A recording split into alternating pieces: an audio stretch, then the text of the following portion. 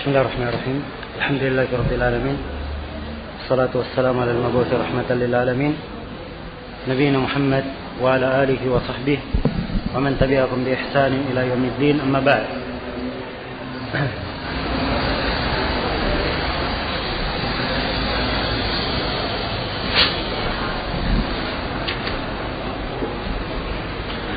Kemudian dalam hadits berikutnya berkata Al-Hafidz Ibnu Hajar rahimahullahu taala, wa an Ibnu Abbas radhiyallahu taala anhuma annahu kana yuqabbilu al-hajar al-aswad wa yasjudu alayhi, rawahu al-Hakim marfu'an wal Baihaqi mawqufan. Kata beliau dari Ibnu Abbas radhiyallahu taala anhuma, beliau berkata adalah Nabi sallallahu alaihi wasallam mencium hajar aswad. Nabi sallallahu alaihi wasallam mencium hajar aswad dan sujud di atasnya. Sujud di atas hajar aswad. Diriwayatkan oleh Al-Hakim secara marfu' dan diriwayatkan pula oleh Al-Baihaqi secara mauquf. Ya.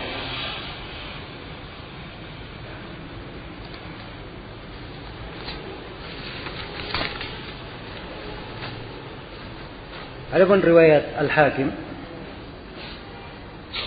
secara marfu' itu adalah hadis yang lemah. Adalah hadis yang lemah. Padanya ada kegoncangan. Dan ada seorang rawi yang salah di dalam meriwayatkan. Iya. Maka yang mahfudnya, yang terjaga ini dari perbuatan Ibnu Abbas radhiyallahu taala anhu. Dan apa yang dilakukan oleh Ibnu Abbas ini adalah ijtihad beliau. Beliau sujud di atas hajar aswad. Yang syah dari Nabi hanya mencium, tidak sujud di atasnya. Dan ini tidak dilakukan oleh sahabat yang lain. Tidak dilakukan oleh sahabat yang lainnya. Ya. Maka yang benarnya bahwa hajar aswad hanya sekedar dicium saja, tidak dilakukan sujud di atasnya.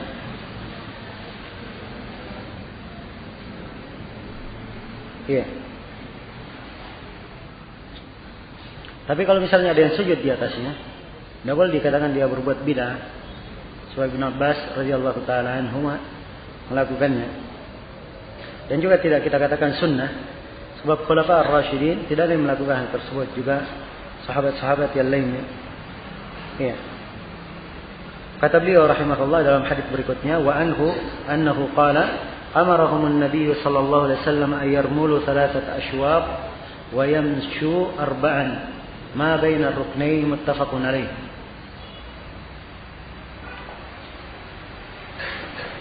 Iya.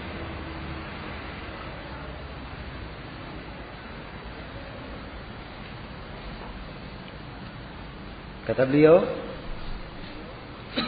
dari Ibnu Abbas radhiyallahu taala anhuma, beliau berkata, Nabi sallallahu alaihi wasallam memerintah mereka untuk melakukan ramal di 3 putaran. Sudah diterangkan dari mana ramal? Apa makna ramal? Berjalan cepat ketika tawaf. Ini 3 kali putaran dan berjalan di 4 putaran. Ma bainar ruknaini, apa yang antara 2 rukun? Ya, maksudnya dari hajar aswad ke hajar aswad maksudnya. Muttafaqun alaih. Hadis ini dikeluarkan oleh Imam Al-Bukhari dan Imam Muslim. Iya. Di dalam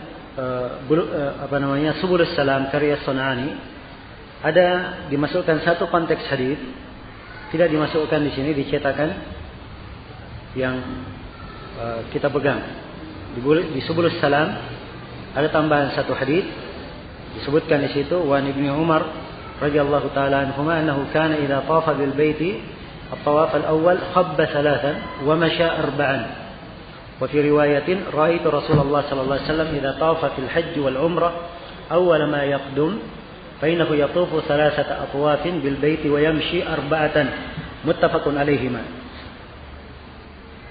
dari Ibnu Umar radhiyallahu taala anhuma, sungguhnya beliau apabila tawaf di bait, tawaf yang pertama. Ini untuk haji, tawaf yang pertama itu tawaf kudumnya.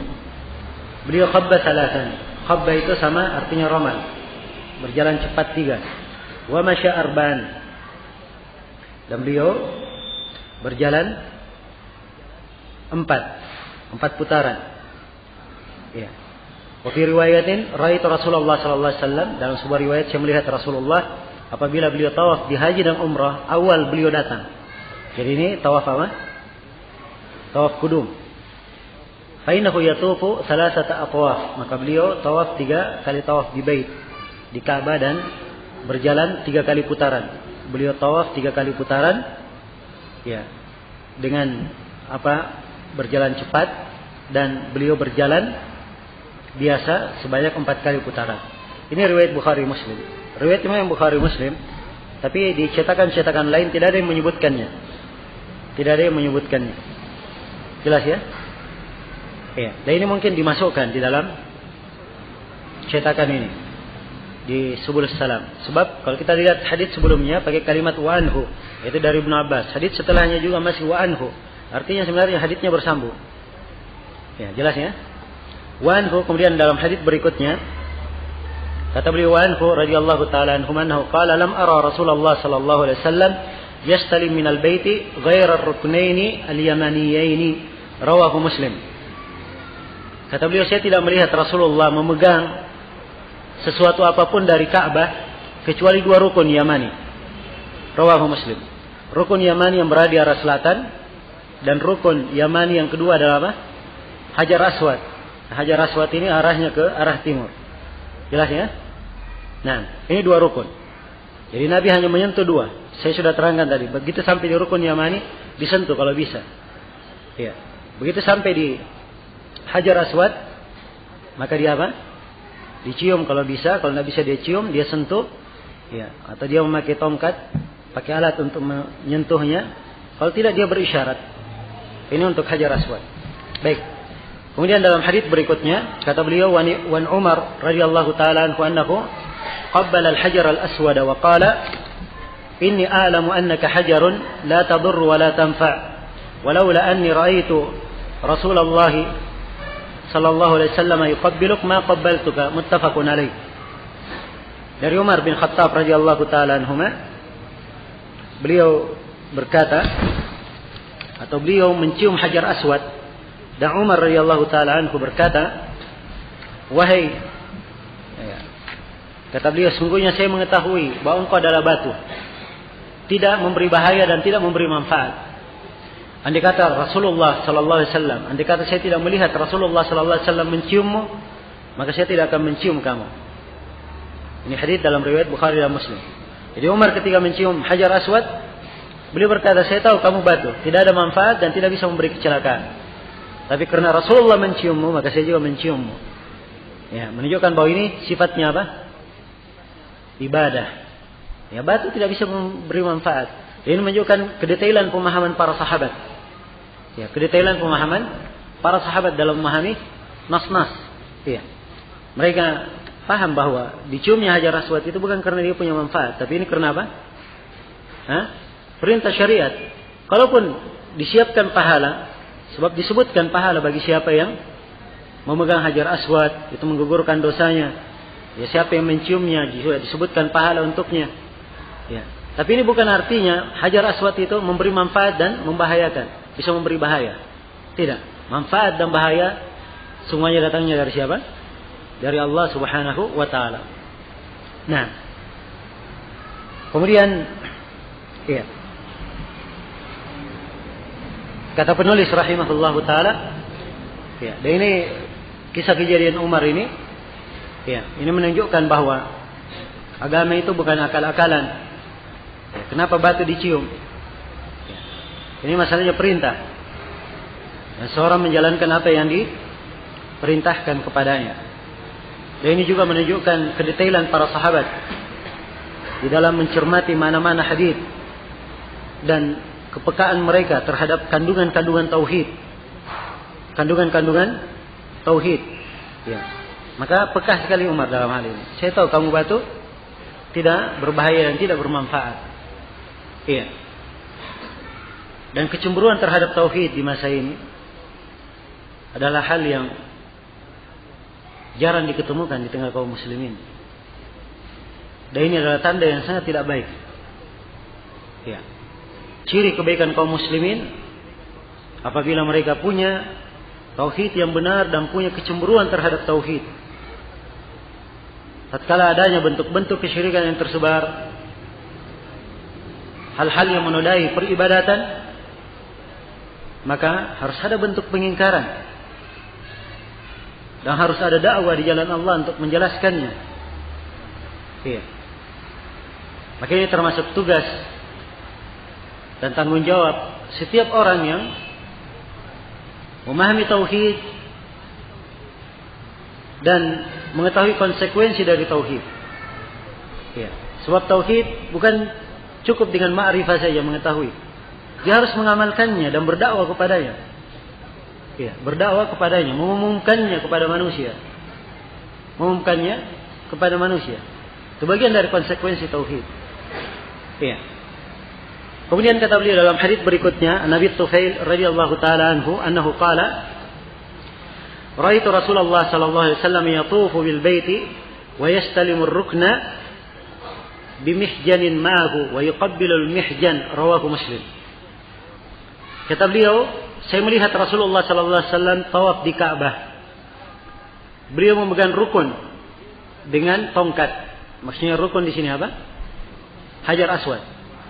Beliau memegang atau menyentuh Hajar Aswad dengan memakai tongkat yang bersama beliau. Kemudian beliau mencium tongkatnya. Ya, beliau mencium tongkatnya.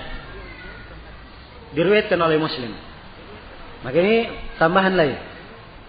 Ya, kalau begitu dalam masalah mencium Hajar Aswad, ya, mencium Hajar Aswad ini ada 3 tingkatan. Yang pertama, kalau dia bisa cium langsung, dia cium.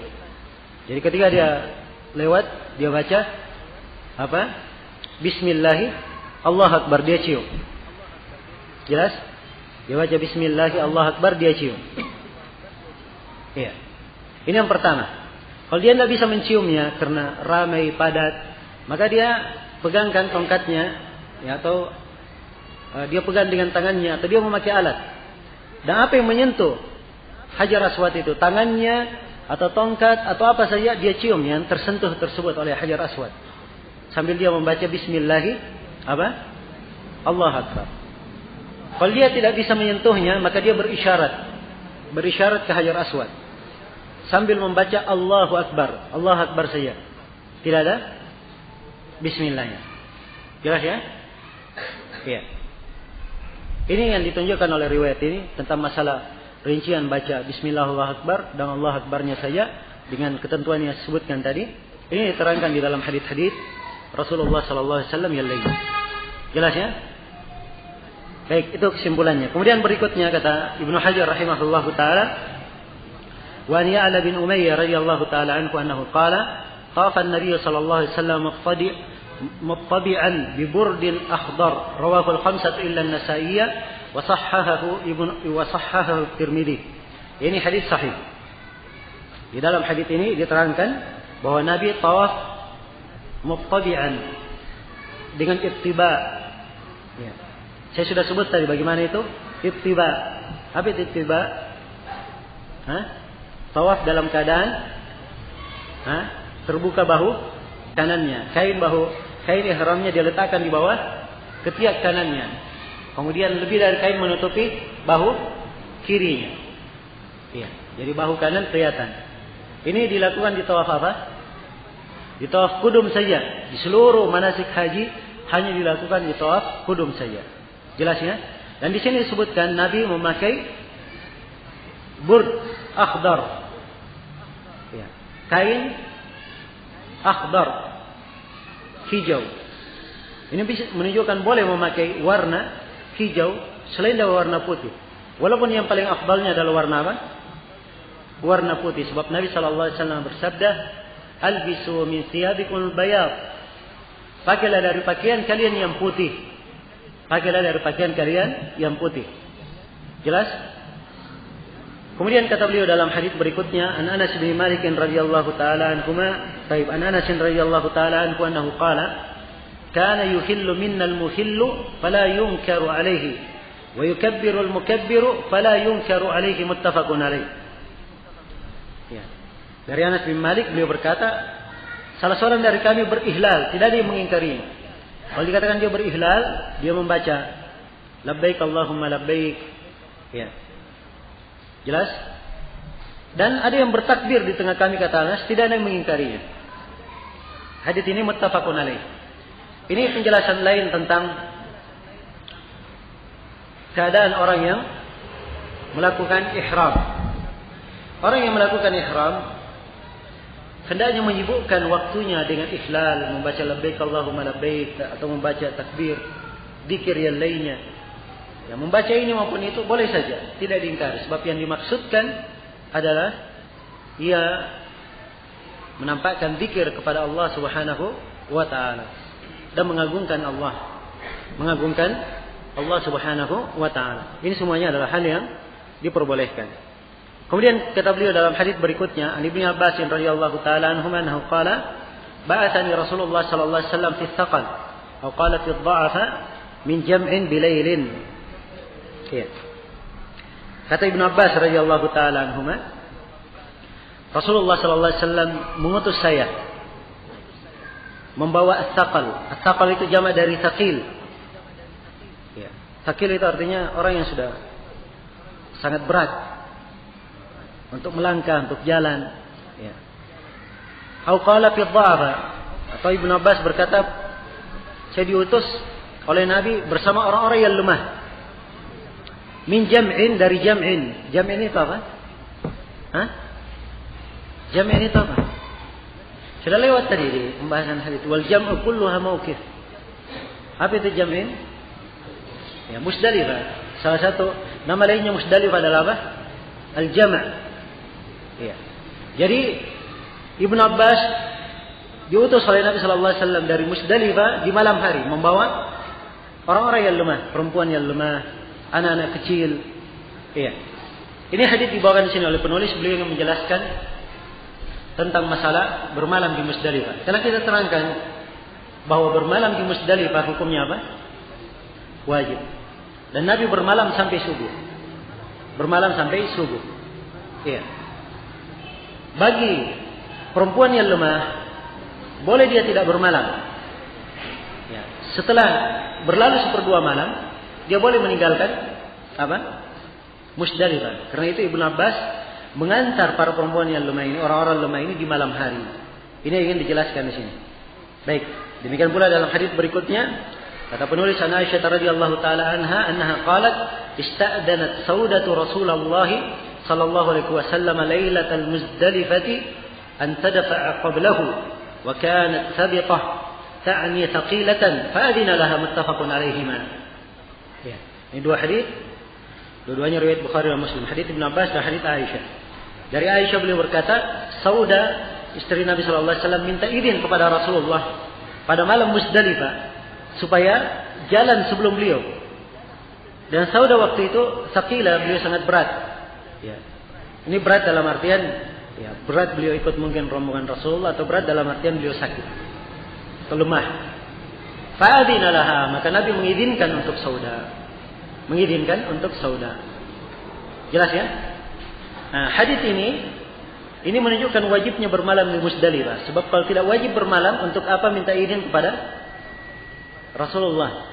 Ya, sebab hal yang minta izin, ya, yang diminta padanya rukhsah, keringanan, itu hal yang sifatnya apa? Sifatnya wajib. Hal yang sifatnya wajib. Dan para ulama yang berpendapat bahwa bermalam di Musdalifah hukumnya adalah rukun, ya berdasarkan hadis ini juga kurang kuat. Ya, kurang kuat. Sebab kalau dia rukun, itu tidak gugur. Hal yang rukun, dia pokok dari ibadah. Tidak boleh apa? Tidak boleh gugur. Ya. Dengan alasan lemah, lemah itu bukan artinya tidak mampu. Kan begitu? Bukan artinya tidak mampu. Nah, dan akan kita uraikan lagi tentang masalah Musdalifah ini. Baik, ini dua hadis. Ya. Kemudian dua hadis ini juga menunjukkan ketika diutus di malam hari, berarti sudah berlalu dari Musdalifah. Dari Musdalifah ke mana? Kemana tadi? Melempar Jamratul Aqabah. Kalau begitu, kalau misalnya tengah malam dia sudah berlalu sampai di pelemparan jamrah jam 2 malam, apakah dia boleh melempar? Kalau berdasarkan dua hadis ini, jawabannya boleh. Sebab andai kata tidak boleh, maka Nabi akan melarang. Ya, bukan sekarang waktunya kamu melempar, misalnya, ya kan? Ini yang terkandung dalam dua hadis ini. Tapi dalam hadis Ibnu Abbas ini milisihi kandungannya. Kandungan dua hadis ini. Hadis Ibnu Abbas datang setelahnya. Kata penulis Ibnu Abbas radhiyallahu taala anhu, annahu qala lana Rasulullah sallallahu alaihi wasallam la tarmul jamrata hatta tatlu asy-syamsu. Rawahu al-khamsatu illa an-Nasa'i wa fihi inqita'. Dari Ibnu Abbas radhiyallahu taala anhu beliau berkata, Rasulullah sallallahu alaihi wasallam bersabda, jangan kalian melempar jamrah sampai matahari terbit. Dikeluarkan oleh Imam 5 kecuali An-Nasai, dan di dalam sanadnya ada keterputusan. Ibnu Hajar sudah terangkan, ya, dalam sanadnya ada keterputusan. Sebab Al-Hasan Al-Urani yang meriwayatkan dari Ibnu Abbas itu tidak mendengar dari Ibnu Abbas radhiyallahu taala anhuma. Maka hadis ini adalah hadis yang lemah. Hadis ini adalah hadis yang lemah. Iya. Nah, kemudian di sisi yang lain, hadis ini lemah karena keterputusan. Ya. Juga datang dalam riwayat yang lain dari Ibnu Abbas radhiyallahu taala anhuma, selain dari jalan yang disebut oleh penulis, juga ada kelemahan, ada kegoncangan dalam sanadnya. Dan hadis Ibnu Abbas dalam riwayat Bukhari dan Muslim menceritakan tentang masalah beliau membawa anak kecil, bersama dengan itu membawa orang-orang lemah. Bersama dengan itu Ibnu Abbas tidak pernah bercerita tidak boleh melempar sampai matahari terbit. Ini menunjukkan bahwa penyebutan ini adalah hal yang tidak ada dalam riwayat Ibnu Abbas. Syadz. Karena itu saya simpulkan, siapa yang punya udzur sehingga tidak bermalam di Musdalifah, lalu ia berangkat meninggalkan Musdalifah menuju ke Mina, maka dia boleh langsung melempar Jamratul Aqabah walaupun sebelum terbit fajar subuh, walaupun sebelum matahari terbit. Jelas? Ini kesimpulan di dalam masalah ini. Baik.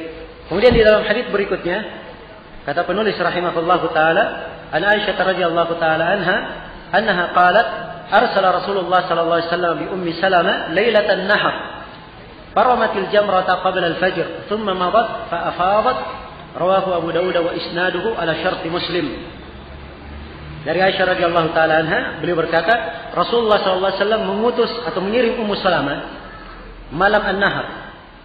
Ya, berarti kalau malam an-nahr ini apa ini? Dari mana? Berarti dari Musdalifah juga. Ya, ini masih bersambung nih sebelumnya.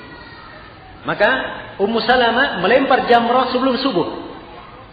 Kemudian setelah itu Ummu Salamah berlalu dan tawaf ifadah. Hadis ini diriwayatkan oleh Imam Abu Dawud. Ya. Dan kata Ibnu Hajar rahimahullahu taala, sanadnya di atas syarat Muslim. Sanadnya di atas syarat Muslim. Ya, ini ucapan Ibnu Hajar, sanadnya di atas syarat Muslim. Sebab Ad-Dhahhak bin Utsman itu dari rawi Imam Muslim. Tapi Ad-Dhahhak bin Utsman ini dalam biografinya disebutkan jelek hafalannya. Ya, bersama dengan itu, Dhahhak bin Utsman diselisihi oleh rawi-rawi yang lainnya. Ya, rawi-rawi yang lainnya, sehingga hadis ini diriwayatkan dari Hisham secara mursal. Karena itu tidak benar kalau dikatakan hadis ini di atas syarat Muslim. Jangankan sahih, jangankan di atas syarat Muslim, sahih saja tidak. Sahih saja tidak. Karena itu hadis ini dianggap sebagai hadis yang mungkar oleh Imam Ahmad rahimahullah. Dan Al-Baihaqi mengatakan sanadnya dhaif. Demikian pula dikatakan oleh Ibn Turkumani sanadnya dhaif dan muttarib sanadnya. Ya, jelas ya? Jadi hadis ini lemah dari sisi sanad. Kandungan dari hadis ini benar. Dan itu telah kita simpulkan tadi. Simpulan yang kita sebutkan dari apa? Boleh melempar sebelum fajar, sebelum sholat subuh, dan juga sebelum matahari terbit. Iya, boleh. Sebab tidak ada dalil yang melarang. Andai kata dilarang, maka Rasulullah akan melarang. Iya. Ibnu Abbas membawa orang-orang yang lemah dan Sauda akan dilarang berangkat di tengah malam supaya mereka jangan melempar sebelum terbit waktunya. Sebelum datang waktunya, itu terbitnya matahari. Kalau memang itu adalah persyaratan. Tapi ternyata tidak. Karena itu sekali lagi saya simpulkan bahwa siapa yang punya udzur, kemudian dia tidak bermalam di Musdalifah langsung ke Mina, maka dia boleh langsung melempar Jamratul Aqabah. walaupun fajar subuh belum terbit, walaupun matahari belum terbit. Jelas ya? Kemudian kata beliau rahimahullahu taala dalam hadis berikutnya, an Urwata ibni Mudarris radhiyallahu taala anhu annahu qala Rasulullah sallallahu alaihi wa alihi wasallam, man syahida salatana hadhihi ya'ni bil Musdalifah فوقف معنا حتى ندفع وقد وقف بعرفة قبل ذلك ليلا أو نهارا فقد تم حجه وقضى تفثه رواه الخمسة وصححه الترمذي وابن خزيمة.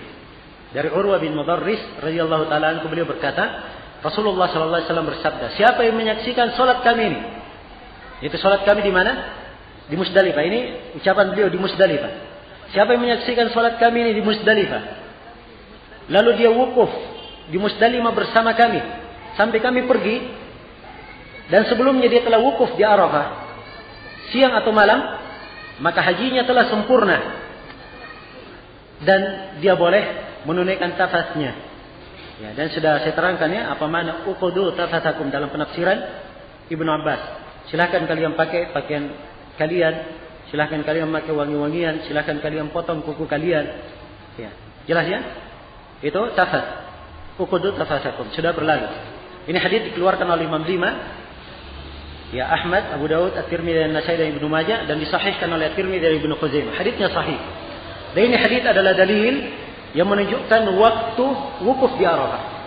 Jadi waktu wukuf di Arafah, saya simpulkan dari tanggal 9 Dzulhijjah waktu wukufnya setelah matahari tergelincir. Itu waktu mulai wukuf. Setelah matahari tergelincir dan berakhir sampai terbitnya fajar subuh. Sebab Nabi berkata siang atau malam, dan malam itu paling terakhirnya apa? Terbitnya fajar subuh. Iya.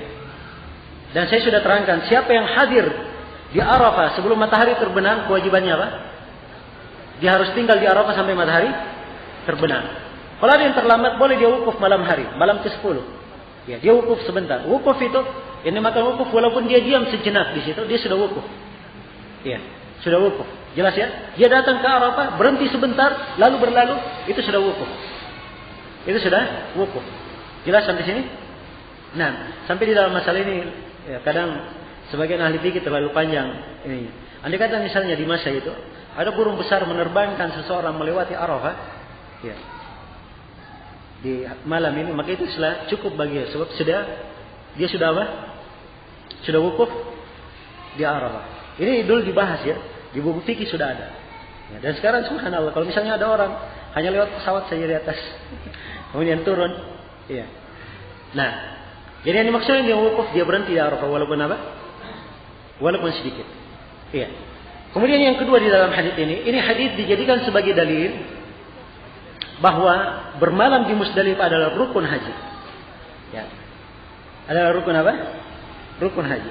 Mereka berdalilkan, ya. Katanya berarti siapa yang tidak bermalam di Musdalifah hajinya tidak sempurna. Kan begitu? Ya berarti hajinya batal. Ya, ini diantara pendalilan orang yang mengatakan bahwa bermalam di Musdalifah itu rukun dari rukun haji. Tapi saya sudah simpulkan tadi bahwa yang benarnya bermalam di Musdalifah hukumnya apa? Hukumnya wajib. Beda ya antara rukun dan apa? Wajib. Kalau rukun ditinggalkan batal hajinya, batal ibadah itu. Kalau wajib ditinggalkan tidak batal. Hajinya syah, tapi dia harus bayar apa? Dam karena meninggalkan kewajiban. Dia harus menyembelih. Ya, hewan sembelihan karena meninggalkan apa? Kewajiban. Ya, dan yang benarnya dia adalah wajib. Yang benarnya dia adalah wajib. Kenapa kita katakan wajib? Ya, karena Imam Ahmad rahimahullah menulis kesepakatan manusia bahwa bermalam di Arafah adalah wajib. Dan ini dibenarkan atau diikrar oleh Ibnu Taimiyah di dalam Syarhul Umdah.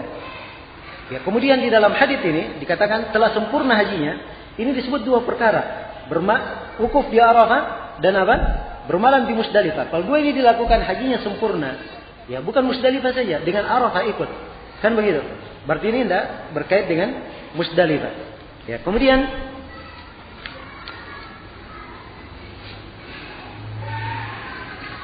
ya. Kemudian yang sabit dari para sahabat, ini juga dalil kuat, yang sabit dari para sahabat, mereka membenarkan haji orang yang tidak wukuf di Arafah, orang yang tidak wukuf di Musdalifah. Jadi telah syah dari Umar bin Khattab, diriwayatkan oleh Said bin Mansur Dan ini disahihkan oleh siapa? Syekhul Islam Ibnu Taimiyah, bahwa Umar menganggap benar hajinya seseorang dan orang ini tidak bermalam di Musdalifah. Ya, tidak bermalam di Musdalifah. Jelas ya? Baik. Kemudian juga dalil yang saya sebutkan tadi, Nabi mengizinkan para perempuan pergi tengah malam. Andai kata rukun, tidak ada izin seperti itu. Andai kata rukun. Ini menunjukkan bahwa dia hanya apa? Kewajiban dari kewajiban ihram saja. Ya, baik. Sudah mau masuk waktu kayaknya. Saya baca satu hadis lagi. Kata beliau, An Umar bin Khattab, An Umar radhiyallahu taala anhu annahu qala, "Innal musyrikina kanu yufiduna hatta tatlu asy-syams wa yaquluna asyrik sabir." وأن النبي صلى الله عليه وسلم خالفهم ثم أفاض قبل أن تطلع الشمس رواه البخاري. Nah, dari Umar bin Khattab beliau berkata, sungguhnya kaum musyrikin mereka ini pergi meninggalkan Arafah tatkala mereka tidak pergi meninggalkan Arafah kecuali setelah matahari terbit. Jadi mereka tunggu dulu matahari terbit. Sambil menunggu kaum musyrikin berkata, asyrik sabir. Teranglah kamu wahai Sabir. Sabir ini nama gunung. Ya, jadi begitu matahari naik di atas gunung itu, ayo terang Sabir, begitu mereka bicara. Artinya mereka menunggu matahari itu terbit. Ya. Nah, ini perbuatan kaum musyrikin dan ini diselisihi oleh kaum muslimin. Anna Nabiya khalaqahum, Nabi menyelisihinya. Apa yang dilakukan oleh Nabi? Beliau keluar dari Musdalifah sebelum matahari terbit. Jadi setelah sholat subuh beliau berdoa sampai sudah terang, sangat terang, hampir matahari sudah kelihatan kuning, ya matahari akan terbit, baru Nabi jalan sebelum matahari terbit. Sebelum matahari terbit. Jelas sampai sini ya? Ini hadis yang diriwayatkan, hadis ini kata penulis diriwayatkan oleh Imam Al-Bukhari rahimahullahu taala. Baik, kita akan lanjutkan insyaallah taala setelah salat Isya. Subhanakallahumma wa bihamdik asyhadu an la ilaha illa anta astaghfiruka wa atubu ilaik walhamdulillahirabbil alamin.